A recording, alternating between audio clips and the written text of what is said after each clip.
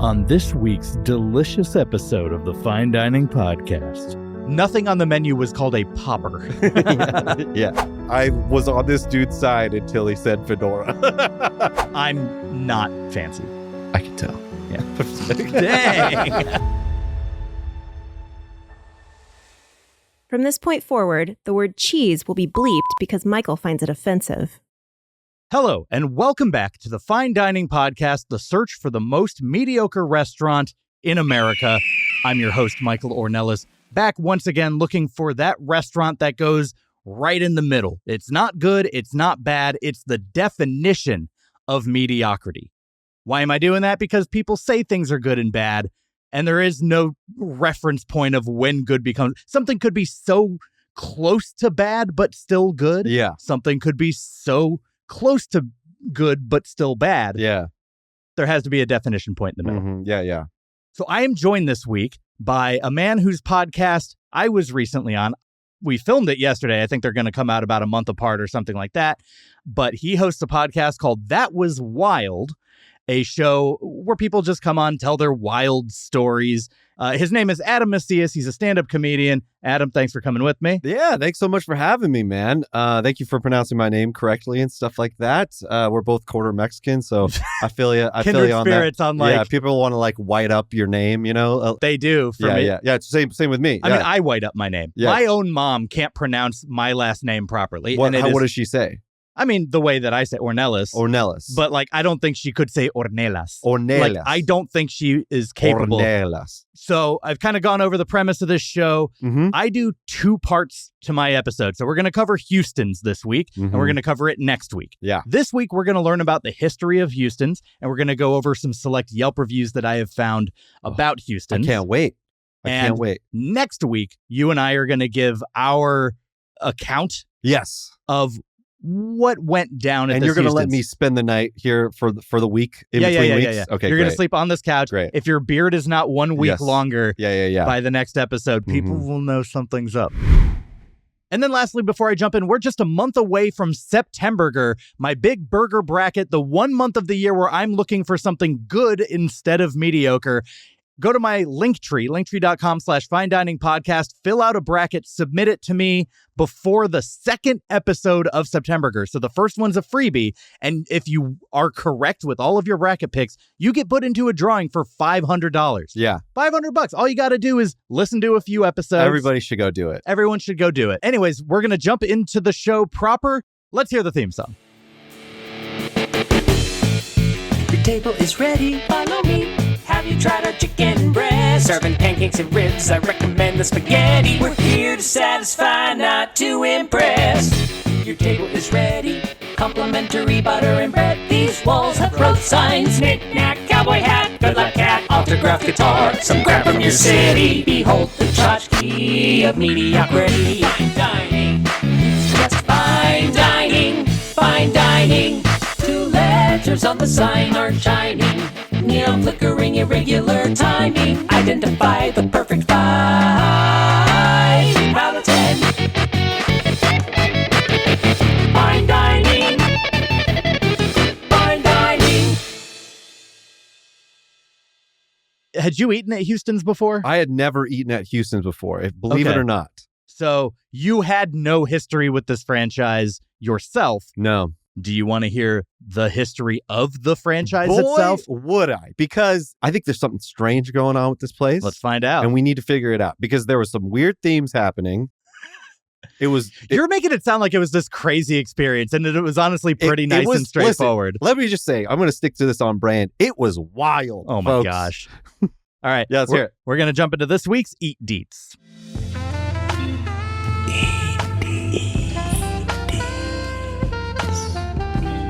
Eatery details. Hillstone's restaurant is part of the upscale American casual dining chain owned by Hillstone Restaurant Group, which is headquartered in Phoenix, Arizona. Well, that seems wrong.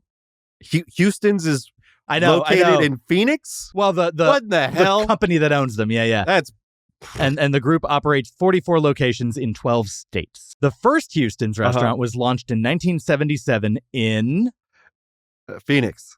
Nashville. Oh, Tennessee. What the heck? Oh my gosh. By George Beale, Joe Ledbetter, and Vic Brandstetter.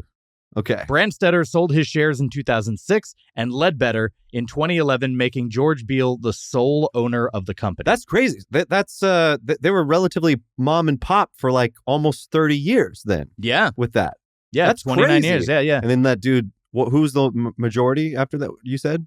Who's the it last says one? George Beale is the sole owner. So, I mean, it's still one of the founders owns it. That's so it's still in the crazy. family as of 06. Wow. You never hear about that with Or in 2011. especially with chains. Yeah. You never hear about that. Well, That's like saying McDonald's, John McDonald is still part of McDonald's. the Hillstone Restaurant Group Incorporated, formerly Houston's Restaurants Incorporated, was founded in 1976 and owns a variety of restaurants, including Gulfstream, Bandera, Rutherford Grill, Palm Beach Grill, Cherry Creek Grill, Los Altos Grill, Woodmont Grill, R&D Kitchen, Hillstone, The Honor Bar, Honor Market, South Beverly Grill, East Hampton Grill, White House Tavern, and Houston's. Have you ever been to any of those other ones? I don't think I've heard I've been of to any of those other ones. Rutherford's was big in where I grew up. I think there's a few in LA Which was too. Sacramento, Roseville area. That was like one of the nicer steak places, along with your, like a Ruth's Chris. Yeah, or a Ruth's Morton's. Chris. That's like they're very similar. Gotcha. As of 2020, Hillstone Restaurant Group operates 44 restaurants under 15 different names across the United States. So your entire group, having owned all of those brands, 15 different names, only 44 restaurants. So at best, 3 per restaurant. Yeah. But I'm sure a lot of them are one-offs. They need to like just make it one thing. Yeah. Stop diversifying. Just have one good branding. Unless they're You wickedly heard it here different. first. Adam Macias, Yeah. anti-diversity. Anti-diversity, folks. Since 2009, several Houston's locations around the U.S. have changed their names to Hillstone. Oh, okay. So the restaurant now called Hillstone. Oh. So Houston's have been slowly... Hillstone is a better This name. is what you asked for. Yeah. You just asked for this. I know. Yeah. Yeah. The company... I don't like it. Let's go back. I don't like it. I don't like change. I don't like change. Yeah. Not quickly like that. Yeah. I don't want to be wrong immediately. Yeah.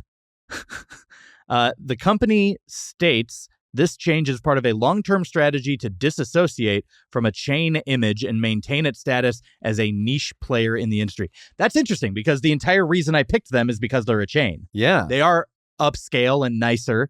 This is way better than like an Applebee's or a Chili's or something like so that in much terms better. of the vibe and all that. There's barely any cheese on any of the food compared to Chili's. Nothing on the menu was called a popper. Yeah. Yeah. So that's interesting because, you can't escape the fact, like, they are a chain, therefore fine dining is, they're an eligible choice. I'm like a little disappointed right now what I'm hearing because as we mentioned at the restaurant is that there was a Hawaiian theme to this. And there's no Hawaiian backstory at all to any of this. I only think they had a few dishes that were Hawaiian. You called this a Hawaiian fusion like a restaurant fusion, on your podcast. Yes. I don't view this as that. Well, I view it on as a my steakhouse that like dabbles in a little bit of Hawaiian ideas. It's interesting, but there's literally no mention of that of level that of influence. fusion or something like that.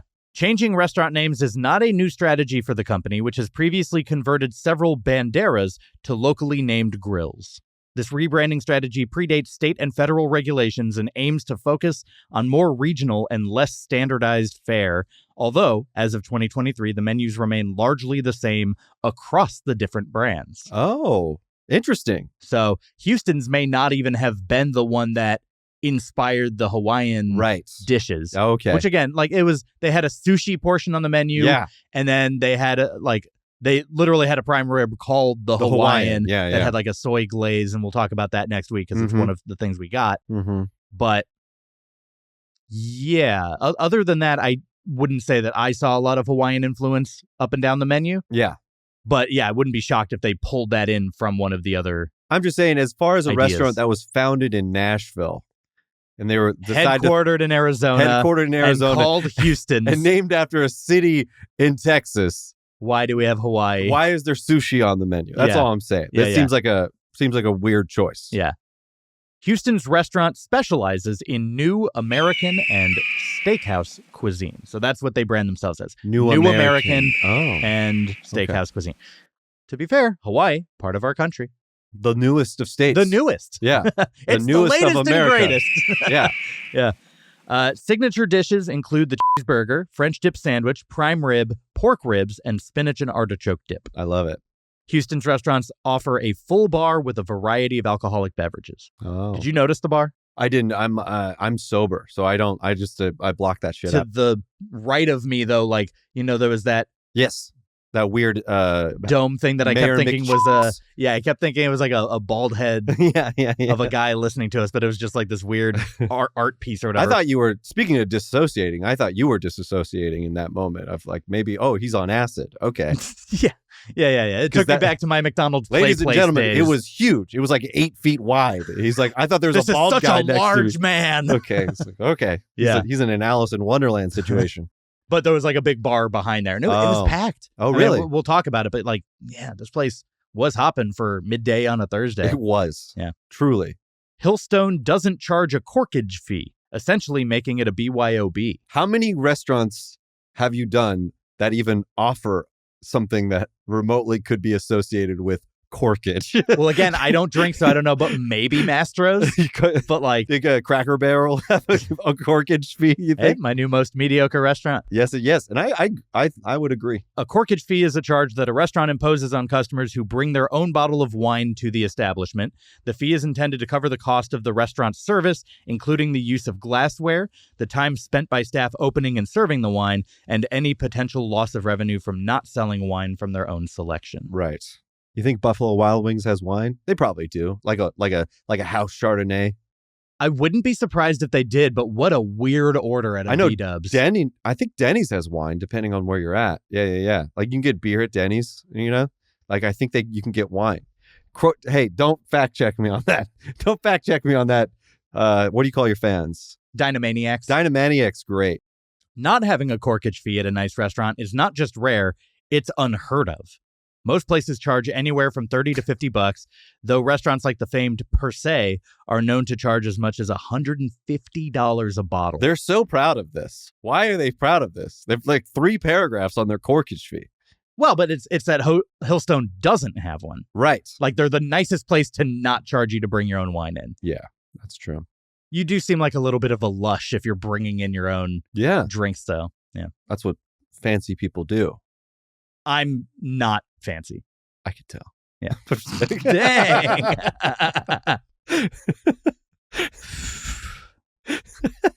There are other restaurants where you can get a wine locker. They are so... I don't know if this would be a place that I would bring wine, Like, I don't know. It doesn't seem like that sort of vibe to me. Yeah. It's not that hoity-toity. Hoity-toity. Hoity-toity. Whoa! Whoa! Whoa! I'm going to remix it. Is that cool? Okay. Stupid. You said the hidden word. I did. Yeah. The secret word of this week's episode, hoity-toity. Hoity-toity. I just had a feeling you might say it. You know what's so funny is that you asked me, like, if that's not a word you say, guess what? I say it all the time. I hate hoity-toity people. Don't bring it up as though I fed you this word. Okay, that's right. Sure. Keep up the kayfabe. Yeah. By saying the secret word, you've triggered the secret menu minigame, a minigame where we get a category. And this week's is Bougier restaurants. Oh, yeah. And you in the comments play along with your own Bougier restaurants. Let us know who wins. Yes. Examples of Bougier restaurants instead of Portillo's, Rich Tillo's. Oh, nice. That's great. That's great. Or 401k FC. Oh, man. I was trying to crack that one. Yeah. That was great. Yeah. That's good. So I'm going to put 60 seconds on the clock. I'll let you go first. Sure. We're just going to trade them back and forth. Let us know who won below. Comment your own, and you can win a fine dining t-shirt. Here we go. 3, 2, 1. Diamond Corral. Good Cheesecake Factory. Taco Bell Lenciaga. Yacht Dog on a Stick. That's great. Yeah. Connecticut Mike's. Caviarby's. Oh, Chic Filet. IHOPera. Oh, that's great. Yeah. 5 guys who own 98% of the wealth in this country. Oh, that is good. Lexus Roadhouse. That's so good. That's so good. I love that one. Carl's Nepo Baby. Charcuterie calendars. Ooh. Stupid. Ooh. Buffalo Well-Mannered Wings. Buca de Prosecco. Nice. Okay, here's my last one. PJ's Brewery, like a private jet. Rose Gold Lobster. Ooh, that's a good one. Yeah. That's great. Oh, time's up. Okay. Oh. Yeah. I've already said it a few times. Comment below. Let us know who you think won. And now let's hear who won last week's. Congrats to the winner of last time's Secret Menu minigame. With the category Villainous Treats, YouTube user Bible Girl commented with a Popeyes-themed one, but Popeye the Sailor Man, chicken cordon bleu dough. I like that one. So congratulations. DM me on Instagram or TikTok, or send me an email, finediningpodcast@gmail.com, and I'll get you a Fine Dining t-shirt sent out. Thanks for playing, everyone, and best of luck this time. Okay, so back to the wine locker at Morton's. There are other restaurants where you can get a wine locker like Morton's, but you're purchasing the wine from the restaurant, not bringing it in yourself. It makes sense that restaurants whose tight margins rely heavily on wine sales wouldn't want you bringing your own bottle. Yeah, I think it's crazy to show up at a place and bring your own thing anyways. Yeah. Typically, they do that for like celebrations and stuff like that. It'd be like if I invited you over for a steak dinner and you just brought a steak. I'd be like, what the? But I made you at the. Let me tell you something. Yeah. My brother, who's like a nutritionist, yeah, he would show up to barbecues with his own meat to grill for everyone or for only him. Just for him. That's and his wife. Wild. Yes, that is wild, Cameron. Yeah, it's weird. It is weird. Yeah, and rude. Super rude. Yeah. While this decision might not make sense to most people from an economic standpoint, it makes complete sense for Hillstone. According to their hospitality representative, Hillstone firmly believes in good customer service and in their diners having the most enjoyable meal possible. If that enjoyment involves drinking their own bottle of wine, Hillstone is more than happy to facilitate that experience. I will say, I did get a vibe that they really do care about the customer experience. Yeah, it was really nice. There was an authenticity to it. Yeah. That I don't feel everywhere. Yeah, you can get great customer service and it still not feel genuine. You could tell that because like the waiters probably get paid really good money, either through tips or the like restaurant taking care of them. Yeah, and as somebody who's worked at like hoity-toity places or like little shitty fast food places, when I work at the Melting Pot, I know I'm going to treat everybody nicer because they're richer, and most of the time. They're kind of assholes anyways, you know, because they're like they're straight up classism. Oh, well, look, if you're poor, I'm not treating you good. Yeah. Well, if you're poor, you're like cool like me. You're not expecting much. But if you're rich, you're like, oh, like I got to be super nice to these people. Because it is interesting. They're going to like fire me somehow. I feel like millennials and younger are so much nicer to customer service people because we are them. They are the us. Customer service. Even if we like get out of that and are doing well. Yeah. I'm just like, look, I know you don't want to be here. Yeah. That's fine. Totally. That's like what it really is. When I said to the waitress, I was like, can I borrow a pen? I promise I'll give it back to you. Did you? Yeah, I did. That's right, you did. Yeah, and because I know as a waiter, people steal your pens for some reason. Yeah. What we would do at Olive Garden is come up with the most ridiculous pens, these huge, gigantic ones or big fuzzy ones, because no one would want to steal that, you know? Yeah. This is how nice that one was. That was like a very chic, very, you know, like normal pen. Yeah. That anybody could steal. But they're not going to steal because they're rich and they don't need it. Yeah. Rich people don't write anything. Yeah, it's true. They dictate it. Hillstone Restaurant Group, which operates establishments like Houston's, Honor Bar, and R&D Kitchen, is facing a class action lawsuit in California. Whoa. The lawsuit alleges that during the pandemic, Hillstone implemented a 15% service or packaging fee on takeout orders. This fee was applied despite no apparent changes in the quantity or quality of the food sold or the packaging provided. Weird. It's just in California? Yes. That's something that's happening in California. I don't know if you noticed, but they push against junk fees? Yes. Yeah. But there was an exemption for restaurants. They're also charging people because I guess apparently if they have a certain amount of employees, they have to provide like healthcare. Yeah. So they're adding extra fees now to pay for that. Say healthcare fee. Yeah. Yeah. I don't know if we had that. You know, maybe it should come out of like the CEO's bottom line. That's what I'm saying. Yeah. Take it out of the five guys who control 98% of the wealth. Yeah. The lawsuit argues that these actions violated California's price-gouging laws enacted after Governor Gavin Newsom declared a state of emergency in March of that year. Yeah. According to California Penal Code 396, businesses are prohibited from increasing food prices by more than 10% during declared emergencies. Whoa. I didn't know that. That's such a specific law. What other emergencies aside from the pandemic would have that been relevant for? But like you do hear about people pay, like think about like hand sanitizer during the start of COVID. That's going to be really helpful when the big giant earthquake in California happens. You're like, well, they can't charge more than $5 more for my, Next week my Subway my $5 foot long isn't $6.50 anymore. It's going to become a $5.50 foot long by law. Yeah. Exceptions to this rule exist only if the seller can demonstrate that the price hike is directly linked to additional costs related to labor or materials. Oh. Makes sense. Okay. Restaurant employees have raised concerns about reduced tipping amid the pandemic. The legality of including a mandatory gratuity charge during this time is uncertain under California's price gouging laws. Would you say this is like a big controversy for them? Do you think like they care about this at all? Compared to things I've found about other restaurants, like Cracker Barrel, this doesn't feel that big. I mean, like, yeah, Cracker Barrel had like they were treating black customers differently or discriminating against homosexual and LGBTQ in the 90s. Employees and back then. Yeah. So this isn't the worst thing. No. Yeah. They have relatively clean hands. Anyways, that'll do it for this week's Eat Deets. Ooh, eatery deeteries. Okay, Adam. Mm-hmm. We've covered the history. Thank you for addressing me, seeing me on a human level. Yes. We've covered the history of this franchise. We have a review to give. We're going to tell people about what happened when we were there. All of our thoughts, the environment, the serving experience, all that, what we ate. The bathroom. But before we do that, we have to hear what other people are saying about Hillstone's, which is why we're postponing our review a week in favor of what other people are saying in this week's Yelp from Strangers. Yes. We need a little Yelp, a little Yelp from strangers.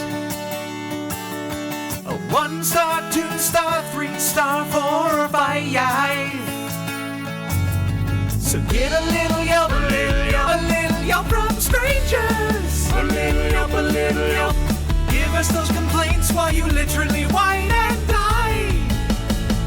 Yelp! All right, this is Yelp from Strangers, our segment where we turn to Yelp and read out our favorite 1, 2, 3, 4, and 5-star Yelp reviews from the very restaurant at which we dined. And I'm going to be honest, this week we've got some long ones, but I wouldn't have picked long ones if they weren't good ones. Are you telling me a bunch of rich people are a little long-winded? Wouldn't have believed it. Yeah, they love hearing themselves talk. Yeah. So we're just going to jump on into it. Do you mind if I start us off? Yeah, absolutely. I do mind. Well, too fucking bad. Wait, do I go on Yelp? You've got some behind that pillow. Oh my God. Oh my gosh. What a surprise. I love it. I know. 2-star review. I'm going to start us off with a 2-star Yelp review. This is from Matt P. from Los Angeles, California, October 29th, 2007. Oh. This review can almost drive. No, wait. This review can almost vote. Yeah. So my main man, Jordan M., pretty much gives the story on this, but I feel inclined to throw in my 2 cents. Hillstone's needs to get the fuck over itself. Already? What an opening line. Already hot start. I love it. There's great opening sentences like Mercutio, call me Ishmael. My main man, Jordan M. I love it. Just wait. Yeah. Because the next few sentences top it. I love it. You'd think I had tried to bring my Jewish ass into the wrong country club the way they treated me in there. First, The hostess tells me I can't wear my fedora in the restaurant. Oh, wow. Okay. Literally wrote, okay, no problem. I will say I was on this dude's side until he said fedora. First, the hostess tells me I can't wear my fedora in the restaurant. Okay, no problem. We seem to have some artistic differences, but I'm fine with that. What is going on already? My main man, Jordan, we were rolling deep in fedora. He told the story, but they made me take my fedora off. Okay, artistic differences. Your hat is a stupid decision. Yeah. Fedoras are not art, ladies and gentlemen. No. So we sit down at our table 3 feet from the roaring inferno that is the Hillstone's open kitchen. It is very hot. I decide that in light of the fact that it is an ambient at 98 degrees in the restaurant, maybe I should be allowed to remove my heavy sport coat and enjoy my meal in comfort. This is when the hostess, who remarkably has nothing better to do in spite of the large crowds at her podium, approaches the table to tell me of their no sleeveless shirt policy. What is this guy dressed in? A fedora and a sleeveless shirt with a blazer or a sport coat over it? Wait, did it say no? No sleeveless shirt. This dude's wearing a tank top and a fedora and a sport coat. He is the worst dressed man. Oh my God. That is a choice. Holy crap. Like this feels like a bit.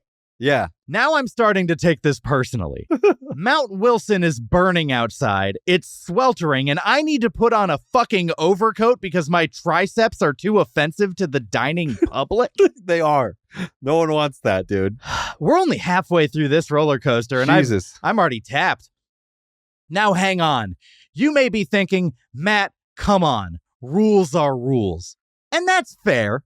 But Hillstone's dress code is a big fat hypocrisy. Sitting right next to us was this guy in one of the ugliest tracksuits I have ever seen. The kind of tracksuit you wear to the gym at 11 p.m. when you're hoping you don't run into anybody you know. But wait, it gets better. I like how he flexes that he goes to the gym. Yeah. That's why he's wearing the muscle shirt. Just so you know, my big triceps. Sitting behind him is a guy wearing what looks precariously like wet, tropical print swim trunks and flip-flops. But lucky for him, his t-shirt was well within the bounds of Hillstone's stringent code of fashion conduct. Jesus. You've got to be fucking kidding me. All caps? No. Oh, damn.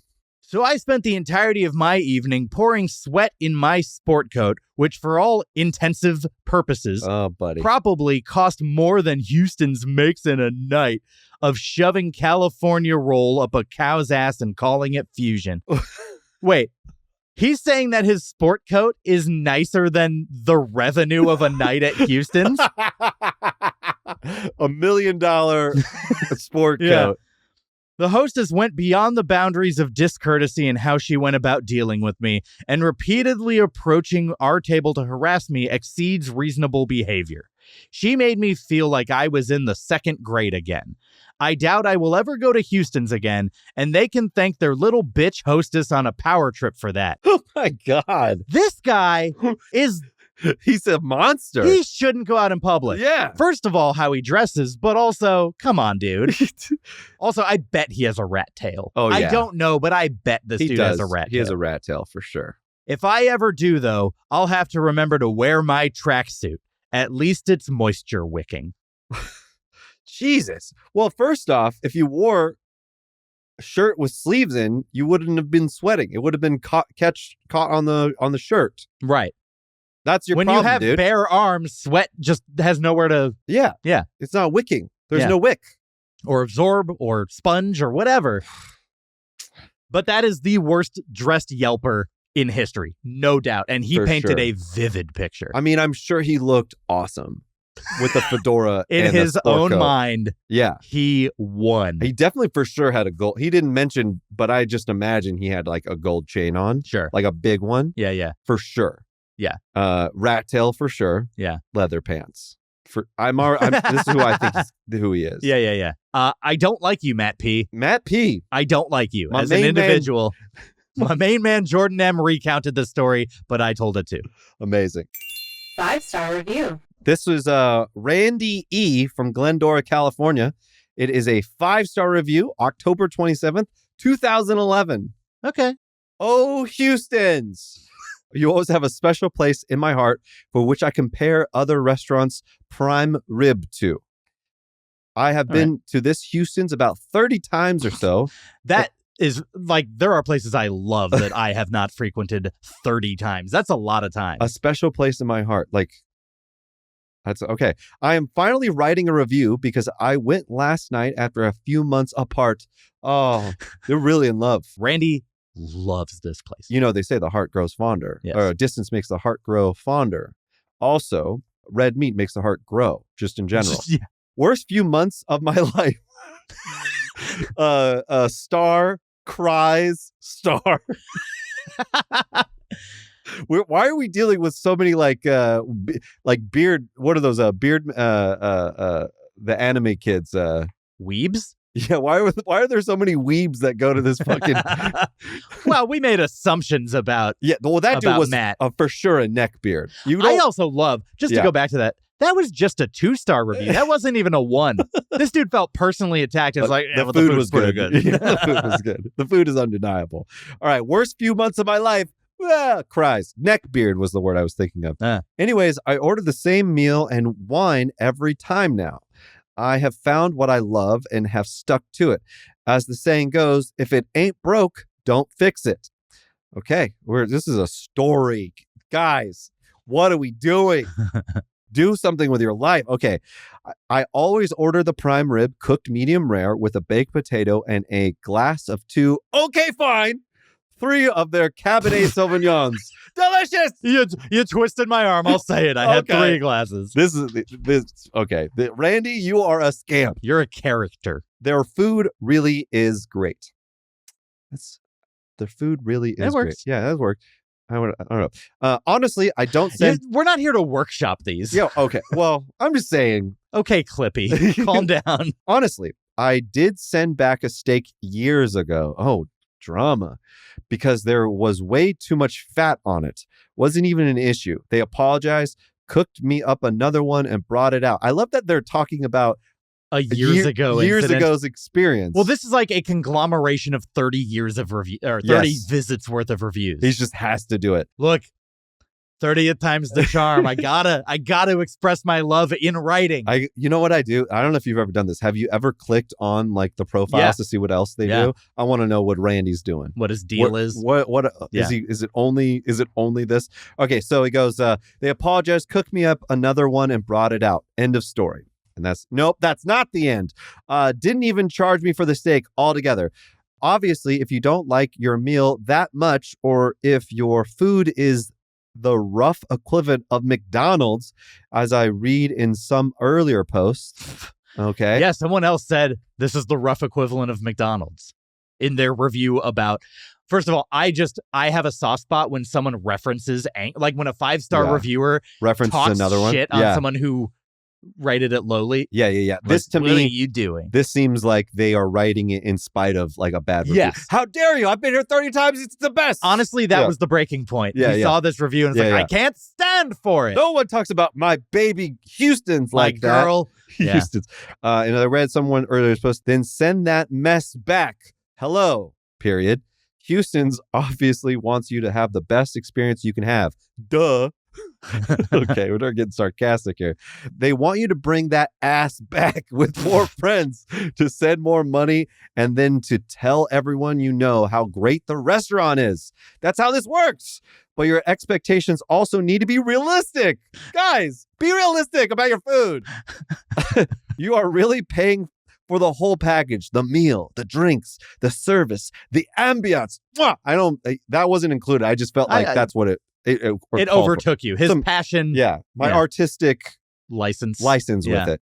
This is why I never gasp when I get our bill. It's totally worth it in my eyes for a great night out with the ones I love. Is it a little loud? Yes. That's because there are other people on this planet. Must get used to that, people. There's such an axe to grind. Yeah, this was really set off by someone's 1-star review. Why do I feel like Randy and Matt went at the same time, you know? Yeah. I have never rated a restaurant on how loud people in the restaurant are. How is the restaurant supposed to control that? Hey, you, shut up and just eat. No. I usually sit at the bar whenever I come here. Houston's is usually pretty crowded, and I usually only have one other person with me, so we always end up finding 2 seats at the bar, even if we have to wait a few minutes for some people to finish up. The bartenders are spot on every time. They take plates out of my way immediately. Always notice when my glass of water or wine is empty, bring me a wet cloth to wash my hands, and continually ask me if I'm doing okay. I'm always very satisfied with the service. This dude is ride or die. All right. Only 7 more paragraphs. Okay. Last night, I had a new bartender serving me. Must have been hired in the few months I was gone. This is this dude's Cheers. Yeah. That's what Houston's is. I don't know your face around here. He must have been gone while I was in a coma. Yeah. His name was Patrick, and he was the shit. I love Patrick. Patrick. That's real. Yes. That's not artistic license. Patrick. I hope his name is actually Patrick.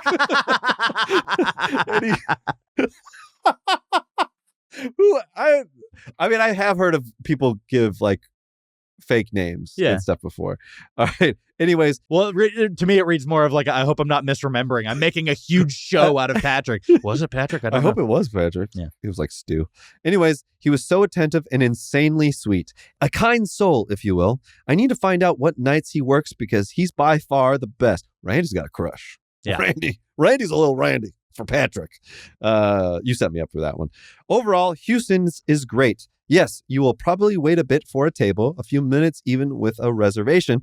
But if dinner is the only thing on your agenda and you're just enjoying your company, then who cares? Go grab a drink at the bar while you're waiting. That's what I do. Makes everything better. Randy loved Houston's. Yeah. Patrick. For sure, Patrick. The bar. And the people. And is mad. Yes. At anyone who has anything negative to say. 100%. That's what a 5-star review looks like. That's a great one.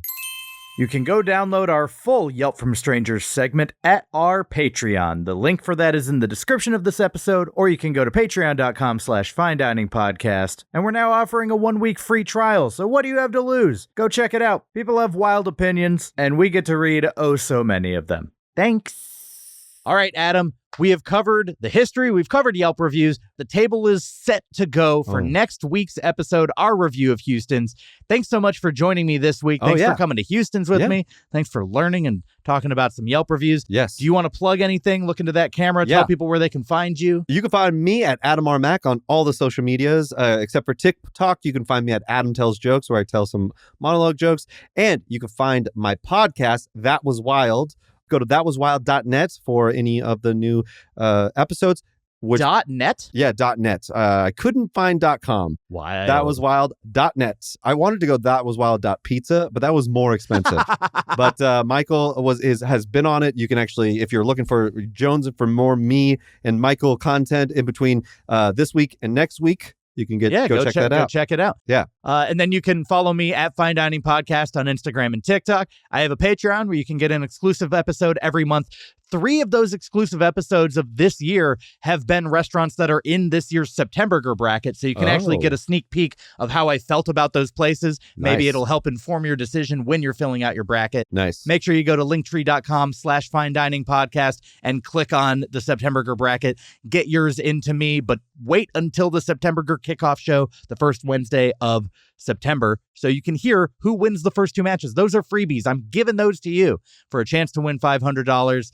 Anyways, we're just going to be sitting here for a week waiting on our table. Thanks so much for joining in. Yeah. And don't forget, have a fine day.